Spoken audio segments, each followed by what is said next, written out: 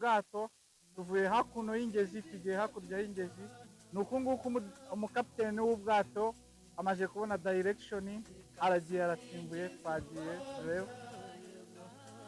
Icyo bakoresha bacyita umusomyo cyangwa se ingati.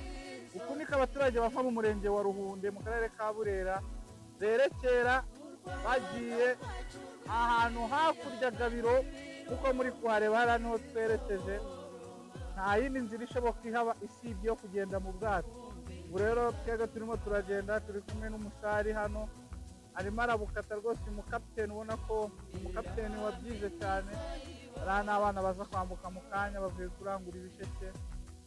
Turiho tugenda ngo y'ingezi ukuntu muri kuyireba icumbikiye. Bavuga ko urugezi rwabayeho ahasaga mu kinyejana cya 12 ku bwivumbure bw'ibirunga bwa Muhabura ubwo yarukaga. Hanyuma rero haza iyi vari irimo amazi ameze gutya, ngira ngo murayabona ukuntu ameze. Uyu mwana wamerekeje nawe niwe uri kuntwaza ibintu, navuga ko ari nk'umugayidensi wanjye.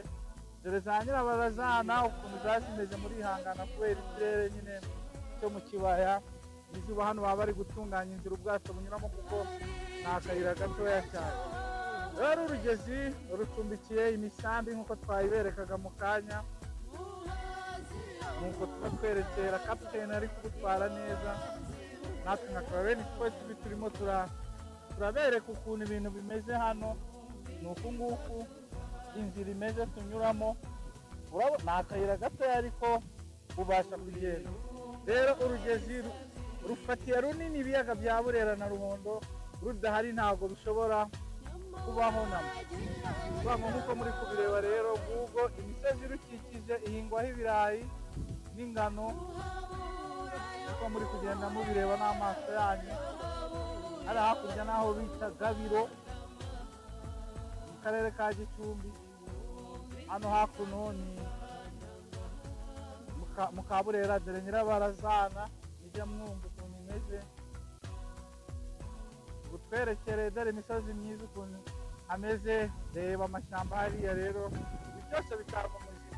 So ku nyoni y'imisambi rero yo nk'uko twaze tubibabwira,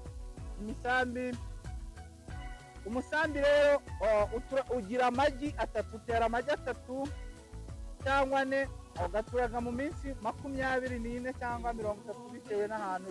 Ikindi, umusambi utera ku nkombe y'uru rugezi mu byakatsi bihari. Hanyuma rero umusambi ni inyoni navuga ko izi kurinda abashwi bayo kuko bifite amahane cyane. Rero mu kuyibungabunga ubu yatangiye kugaragara nk'uko mwabibonye iri gutembera hariya hirya. Navuga ngo ni ibintu byiza rero cyane gutembera ntabwo biba bisa uko muri kubireba. Umusambi rero bavuga ko hari ibihugu bikunda cya Uganda aho uri mu kirango cyayo. Hano rero tuba turi mu mazi turimo twigendera na Karabeni Sport TV. Abantu baba baje kwahira. Yewe data we, ni isazi irukana hano iramaye ngo bayita sese, niyo mpamvu wumvise nikanze. Ni abacika ikintu kiramaye bya shari. Iyo bagiye gutembera rero ibintu byose byiteguye, burazaza gushyiraho umuti. Rero kwahiramo ntabwo byemewe kuko leta nyine ibihabungabunga cyane kuko muba mubireba. Nuko twigendera rwose. Reba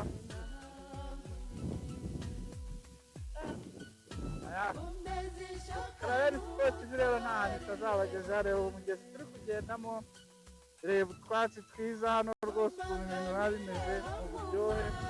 Hano turimo turerekera, umukapiteni arimo aratwara.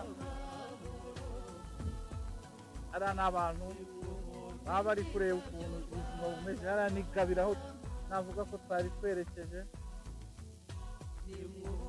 Ntabwo bisanzwe, nta kintu rero Karabeni Sport itazabakorera. Urabona imisozi myiza ya Ruhunde imeze, bahinga ingano n'ibirayi. Dore aho tuvuye dusize abantu ku rukombe.